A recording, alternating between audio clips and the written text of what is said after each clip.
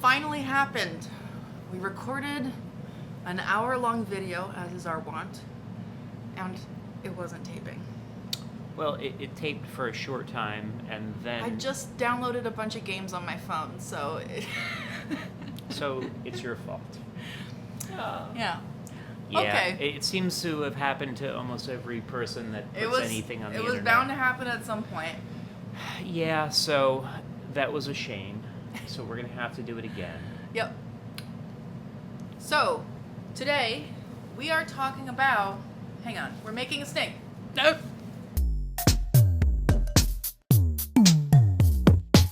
So, today we're talking about 6 limited edition Areej le Dore fragrances of yore that have been very kindly sent to us by a handful of viewers.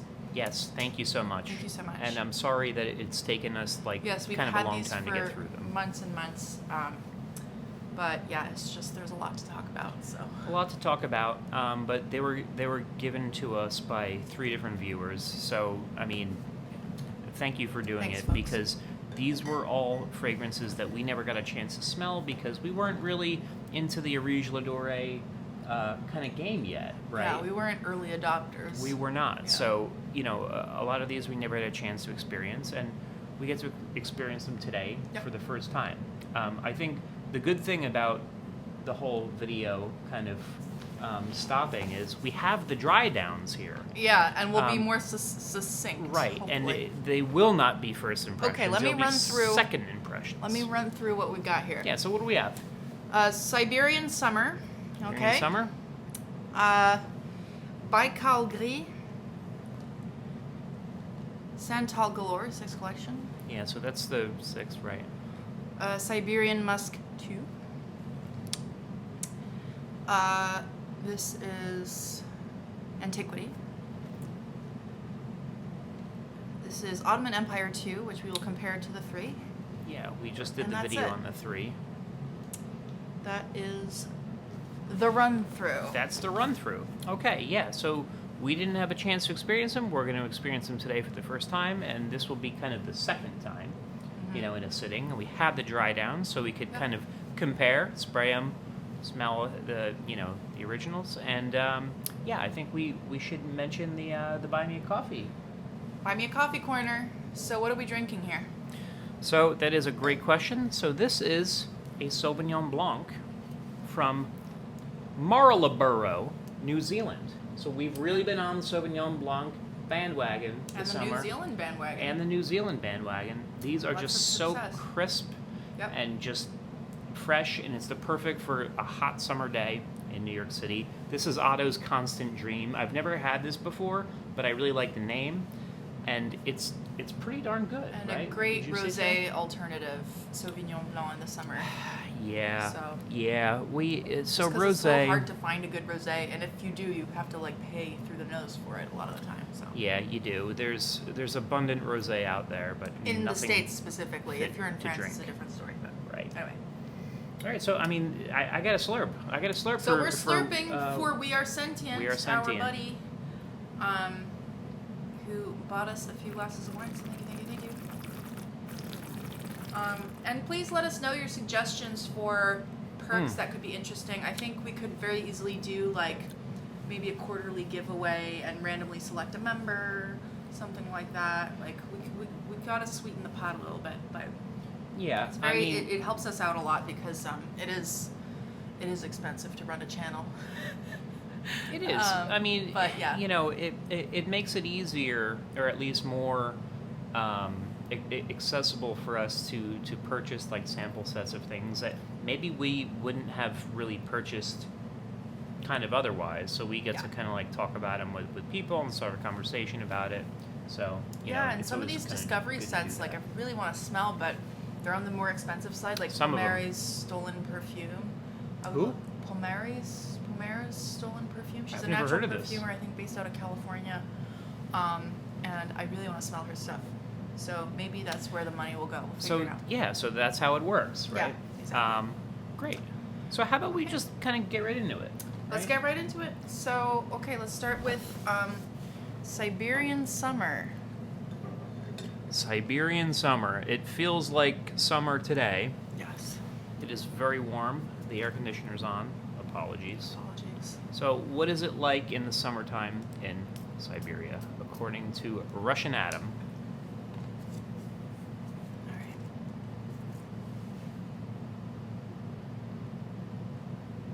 So, this is basically an overripe, almost maybe fermented. I did lacto ferment some pineapples at one point.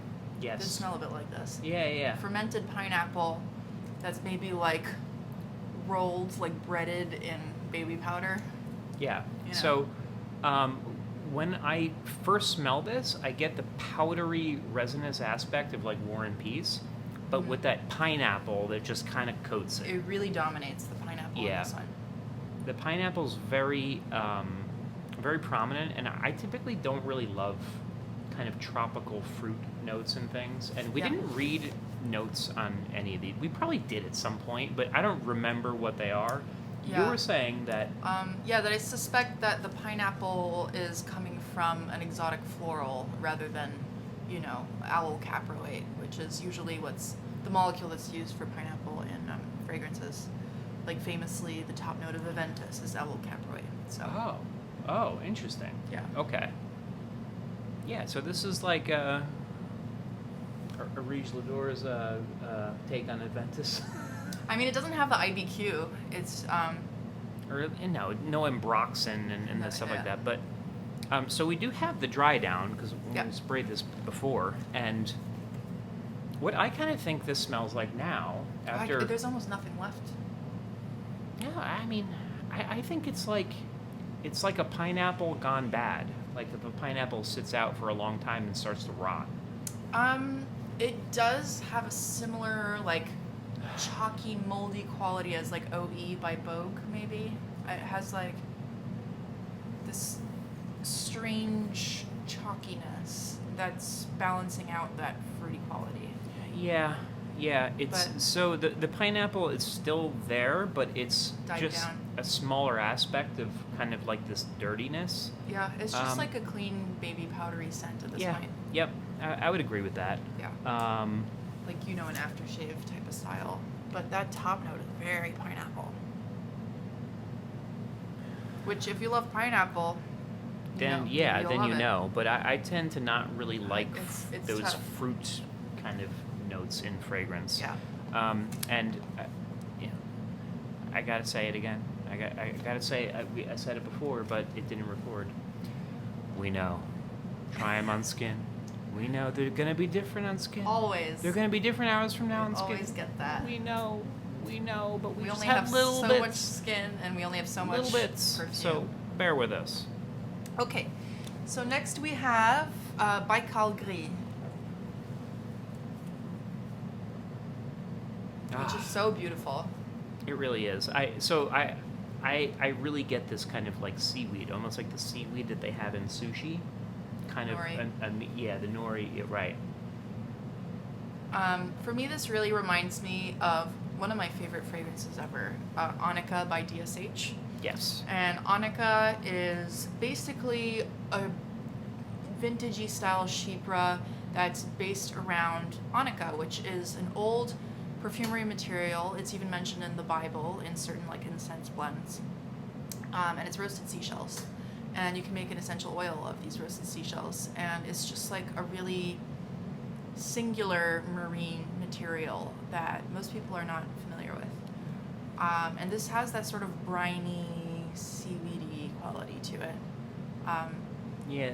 Along with that spice that sort of counteracts the bitterness of the dark grain, which does remind me of that fragrance as well. Yeah, it definitely has an Annika and Pandora from DSH vibe. Two of our very favorites. And they both have ambergris in them. Yeah. And I'm kind of thinking that maybe the gris Right. in this could be like an ambergris kind of thing. Yeah, happening. it could very well be. I mean, that's really beautiful. It's really good. I don't love like marine kind of things. This has it a little bit, I guess because of the Annika, but Annika is a little bit of a misleading. When we say marine, we don't mean that it's like aquatic or like calone heavy or anything like that. It's really just like a mossy brininess. Yeah, But it also just kind of smells like, kind of like dank soil and moss a little bit too. It's like your mind doesn't go to the water aspect of it. But I get that nori kind of smell it's sort a little of like bit. the bottom layer of a pile of leaves decomposing kind of thing. Yeah. Really good. Interesting.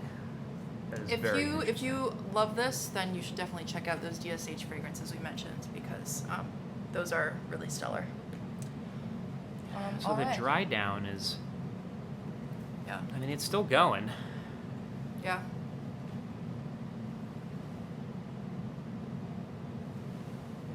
Very interesting. Really good. Okay, so I think next we have Santal Galore. Santal Galore. So we sort of have a hot take on this one. We do. So Santal Galore was from the 6th collection, and we were very much kind of aware of Areej during the 6th collection, but we didn't pick this one up because it's kind of supposed to be like a sandalwood forward fragrance. I think it's got the Mysore sandalwood. People go nuts for it. We kind of think it's a little bit boring.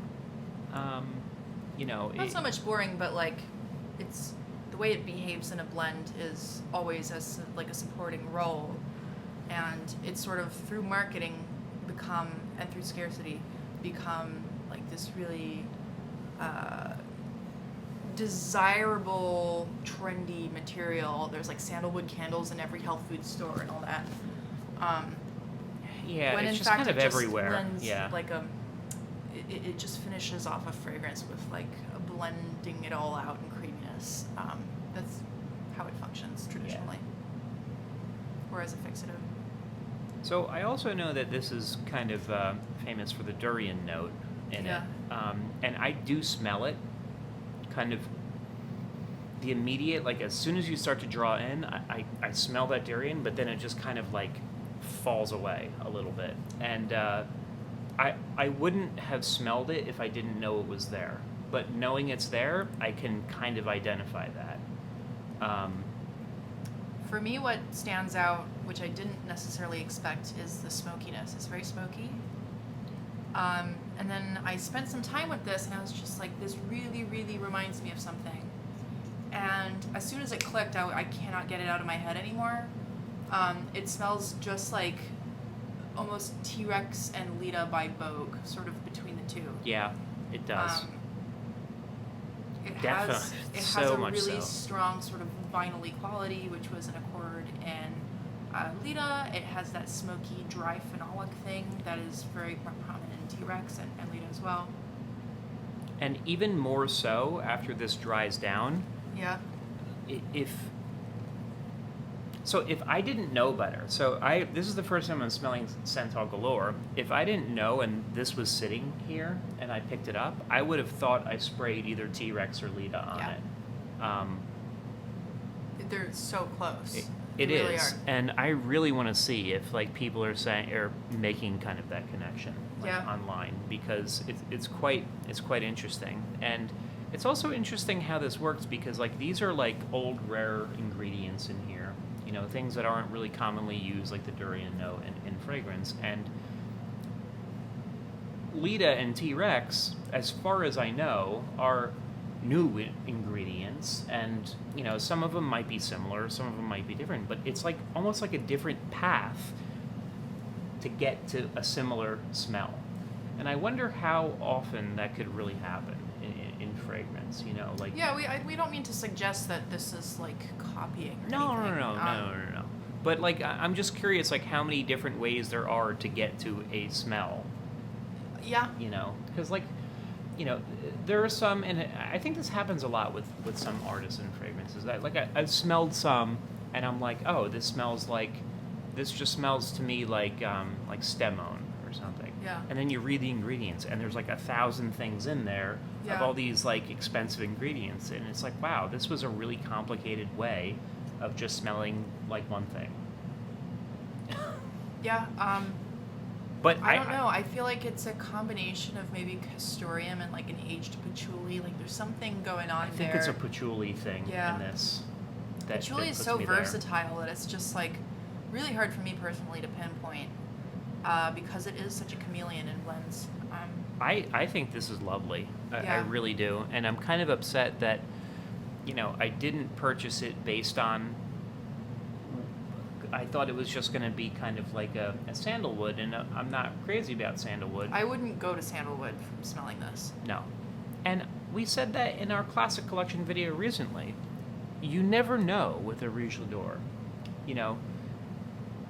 What you think you might gravitate towards based on notes, you might smell it and be like ho-hum on it, and like vice versa. In the classic collection, I said, if I had to buy one of these, it would have been Oud Zen, but getting all three of them, I would probably put that one last. Right. So you just never know with this stuff. That's and true. Santal Galore, some people gravitate towards it because of the sandalwood, but it's a lovely fragrance. And it's not about just that one ingredient. No. Yeah, I mean his names can be a little misleading. Yeah. In terms of his fragrances. Okay, next we have Siberian Musk II. Okay.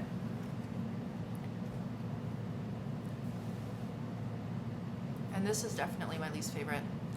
I quite like it. Yeah. I just love this deer musk, which I find the Siberian deer musk tends to be a little bit sweet. I get the same feel of this as I do musk lave. To me, I wouldn't even classify this as animalic unprompted. Deer musk is kind of different from some of the other animalics. Yeah. I mean, I guess it's phenolic. There's that phenolic dryness, so it's animalic in that way. But to me, this is just like taking a handful of sweet tarts and shoving it in your face. Sweet tarts are Smarties. They're these little like pressed powder candies, or like even pixie sticks. Like it's got such a candied quality to it. Yeah, like those that vintage, I just don't like 50s, real powdery candies you get at the old style candy shops. Yeah, and I definitely can get that, but I don't find it. There's something just kind of nice about it. And again, a Gardoni comparison. I don't know if it's because we smelled a bunch of Gardoni today, but there's something yeasty about this that makes me think of Gardoni, and the candied quality as well. I'm thinking of Allegretto, which he did for Berceuse. It's taking me there. A little bit of like a Douleur too. Yeah, maybe. Like that kind of.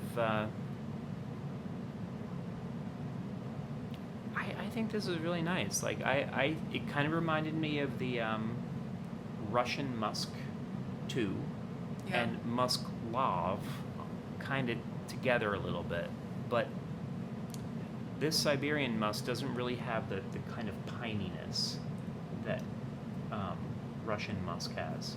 For me, it's like so many of his fragrances are so opulent and luxurious, and they smell that way, and this one doesn't smell that way for me. It smells... It's almost kind of like a deer musk soliflor. I wouldn't even... It's not about the deer musk for me. Interesting. Yeah. I don't know. This one's a little thin for me. There's not enough going on there. Interesting. Okay. Let's move on. And the dry down is just like a very, very slightly dirty, powdery skin scent. Yeah. It doesn't kind of stick around that long. No. Okay. Next we have probably my favorite, Antiquity. And this one is, I appreciate for how evocative it is to me. I'm just like taken back to like studying in the stacks in my university, you know? Ugh. Just like old, dank, mildewy, dusty building, opening up a book that hasn't been taken out since the 30s, you know? It really, it smells old. Yeah. And I think the idea of this was it's the whole thing is using vintage ingredients, or at least the majority of it. Yeah. And you could tell. But what's interesting to me is this kind of has that, like, a little bit of that candied aspect to it. like honeyed a little bit, like this. Yeah, it's got like a beeswaxy honey thing. And almost like a wood varnish sort of quality as well. Definitely. But Which I it love. doesn't bother you here, the kind of candiness that like No. the Siberian musk does. No, it's Because there's more going on. This is complex. right. That might be it. Yeah, at first, like my mind kind of goes to like mold and like dust. Yeah, that's what I like. Mildewy fragrances. I mean, it's You know, really fantastic. like really worn-in leather chair, that kind of thing. But this couch. Yeah, yeah. It smells like this couch. No, it smells better than this couch, but it's probably for other reasons. Okay, and then the dry It's down. awesome.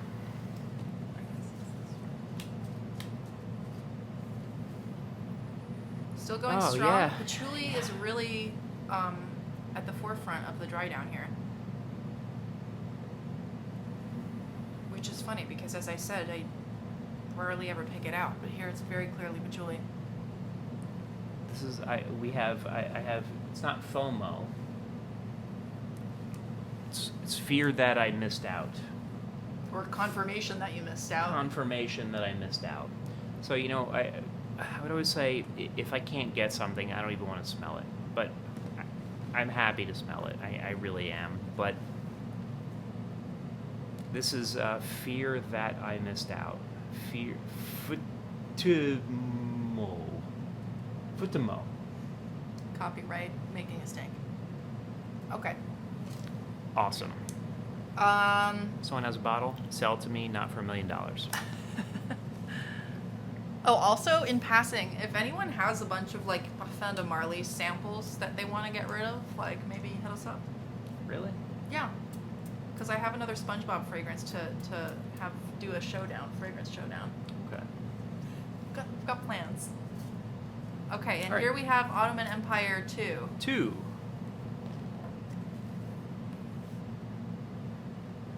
So this is much more rose than the third one. Yeah, that's really what stood out to us, was that it was much, much, much rosier. And the other one is a little bit drier, a lot spicier, a lot greener, Yeah. and a lot more about all the other materials. Yeah, this is definitely kind of a straightforward rose oud, whereas I feel like Ottoman Empire 3 is even like more When we say opulent. straightforward rose oud, though, we're not. That sounds a little what's the word? What's the word? I'm having such a brain fart.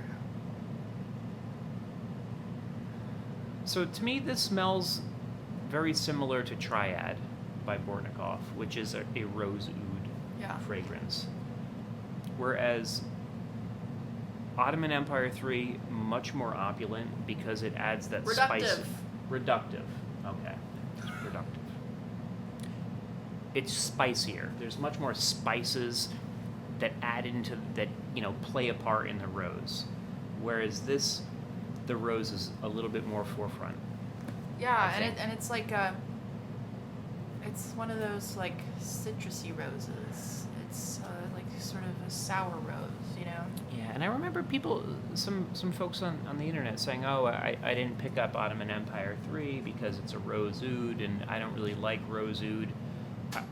I think if you smelled 2... Yeah, that fits It's- the bill for 2, but 3... But 3 is...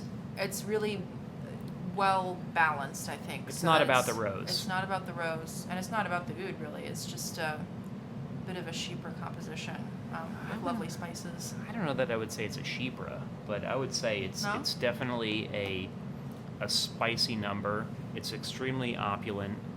Yeah. If you like rose oud, number 2 is great. I think it's similar to Triad. For me, Triad is like the rosiest. It's more rose than oud. A lot of people say that, but Yeah. I think It's just like I think that the oud big, is giant rose. really bolstering that rose and making it Sure. something bigger than It fixes the hell out of it. But it's blended in a way that it's just like, oh, this is just a big rose. Well, Yeah. that's kind of the intention, I think. Yeah, absolutely. So, there we have it. I think that pretty much does it. That So pretty much does it. Maybe we should re-record all our videos so we'll be more concise. Yeah, but no, this is good. This is good because we had the dry down, we had thoughts, so they're kind of Yeah. second impressions. Mm-hmm. So you of these, you don't really care for Siberian Musk. That's your least favorite. No, it's, if you're going to go into this kind of style of fragrance, for me, that's not the kind of perfume that you're after. And it's certainly not the kind of perfume I've come to expect from Russian Adam. So that's another thing, right? So Santal Galore is probably the most recent one out of these, right? I would say just based on what we own of his, and what we've smelled here, it definitely seems like he is getting better and progressing. And the fragrances are getting more complex. Yeah, and we've certainly noticed this Yeah. pattern with a lot of artisan perfumers. Because, of course they improve, they learn over time, and it's really, really cool to sort of follow these artisans as they evolve. And Definitely. As, they sort of come into their own as perfumers. Yeah. So to me, it's Siberian Summer. That would be my least favorite, and it's because of this that's pineapple close thing. second. Yeah, the pineapple thing is too much for me. Like it's very. Some it's, people love it though. Yeah, it's very good. Like it's a dirty kind of. From the first spray to like now, it's almost like you're taken on a time lapse of a pineapple rotting. Yeah. But there is that powdery aspect that I find in War and Peace. But tropical fruits in fragrance, I don't like. It's tough to pull off, and I mean, but that's just based on our own tastes. Yeah, I mean, it's I just a know that taste there's thing. definitely people out there who love it. So Yeah, and I would say like I'm not really a fragrance flipper. If I buy something and I don't love it, I usually hang on to it, especially if it's like a limited release. So Siberian Summer is the only one I'd probably want to flip because I just wouldn't wear it. yeah, that's fair enough. I would love to really get my hands on some of these, but they're kind of out there and people know what they have. And people love them, which is why we're kind of like so thankful that we got sent these by 3 different. Thank you so much. Yeah. Yeah, it's super Fragrance cool friends. to get a chance to smell these and because and we were share late it to the with you game. guys. Yeah, we were late to the game. Yeah. But yeah, I feel like I have sort of a better understanding of Russian Adam as a perfumer as a result. Which Yeah, is super as cool. he's growing and and getting kind of like better at what he's doing, and with all these releases, it looks like he's upping his game even on his originals, which we talked about in our classic collection video just recently. Yeah. But yeah, it's oh man, yeah, that Gardoni kind of smell on the Santal Galore is really something. I don't know, you might be a genius. You might be the person that brings this to light. I'm sure other people have noticed because they're so close. They really are. Yeah. But again, But I'll take it. you just never really know what you're going to get based Yeah. on notes with Russian Adam's work, because there is a lot going on in them, and you may gravitate towards certain notes and say, oh, I love these notes, I'm going to buy this, and you might be ho-hum on it, because, with these type of ingredients, how they age, especially with some of the vintage ones, and it's just how it's blended, it becomes something greater than the sum of its parts, so I didn't grab Santal Galore because I was just like, sandalwood thing. But if I Right. bought it, I would, You'd be into it. yeah, I'd be really into it. Yeah. So, Yeah. So I there think we that does go. it. Thank you so much. And thank you again to We Are Sentient. So nice of you. And please let us know. We need to put more attention into the perks of membership. yeah, I think we should. So I think every now and then, if we made a really nice sort of giveaway packet and randomly selected from the members of our Buy Me a Coffee, and we'll send it to wherever in the world, but do Yeah. stuff like that just to also show our appreciation, because it's so sweet of you guys to support what we're doing here. Yeah. And I can't believe we're still at it. Yeah, that's it's surprising me as well. Yeah. But yeah, with all the support, we could really grab some different sample sets that we probably maybe wouldn't have gravitated towards. To sort of, get to a point where the channel sort of pays for itself, which is really cool. I think that's the idea. Yes. And if you're still watching, comment an eggplant emoji. Eggplant emoji. And if you have any of these bottles and you don't love them, tell us why. And if it's ones that we like, sell it to us for not $1 million. Yeah. So you know what I want to mention, which we didn't mention actually. In this, we mentioned it in the first video that's gone. Mm-hmm. The idea about maceration with these. Yeah. So I noticed in the base notes Areej thread thing that a lot of people commented on maceration being a thing with these fragrances. And before I even read that, that's certainly something that we noticed. We discussed that, together. Particularly with Grandinia, which was at first a very strange fragrance for me to wrap my head around, and it felt very sort of disjointed, and it played out very like staccato. And then after a few months, it just smoothed right out and just became like a much more successful fragrance, actually. Yeah, so much so that I bought my own bottle. Yeah. So, our collections, we kind of, they're more or less combined at this point. Yeah. And we don't We don't love to buy have the doubles. same bottles. But I bought my own. We do. And, it's almost a different fragrance at this point. And so much so that I almost want to record another video talking about Grandinia. We talked about it in our second video, which I maintain is our best video. But yeah, the maceration thing is interesting. You can't hold on to a fragrance forever, and let it play out until you release it. But, I have no doubt that Russian Adam releases things when he finds that it smells the way he wants it to. But it's just a matter of these naturals and just how they age and how they've already aged in the case of vintage things. So, yeah, the materials just kind of have to get to know each other a little bit. Yeah, you don't really know what you're going to end up with many years down the road. Yeah. There was also talk that the Classic Collection, the re-release recently, was made in 2020, and he didn't release it until now. And people are saying, oh, they've probably macerated for a year. But who knows? He could have had little bottles that were done, and he didn't blend them together until now. We don't really know this, but, it's just important to know that fragrances will continue to grow and age and sometimes die, and it's just part of the fun of this hobby. Yeah, absolutely.